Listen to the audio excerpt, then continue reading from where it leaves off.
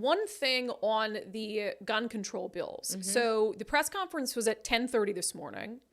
I'm going to get into the content of the press conference, but there was something interesting going on behind the scenes.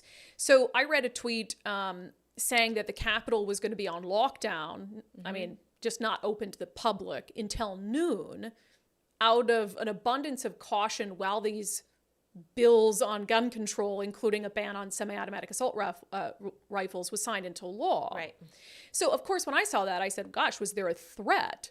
Because to close the Capitol to the public during a bill signing, I guess I can't remember a time when that's happened. I'm not saying there hasn't been, but I just don't recall that ever happening. Right. So you reached out to the governor's office to inquire about what prompted this, and you just heard back from them. Right. I did ask, we saw the alert saying that it was out of an abundance of caution. Were there threats made? And can you share any more about the decision?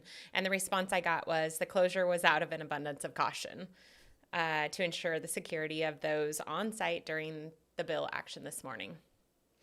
So, no.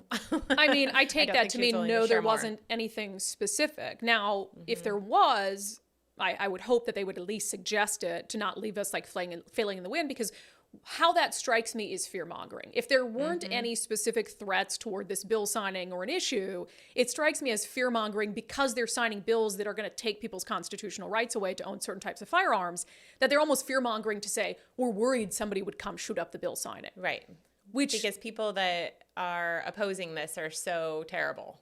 But That's also what they're implying. Yeah, exactly. And so that seems very wrong to me. And so as much as I hope there weren't threats, that to me is the only way to justify that, because they sign a lot of controversial bills into law, and I've never seen them do that. And there are security measures that are taken every day there. So why are they less effective, I guess?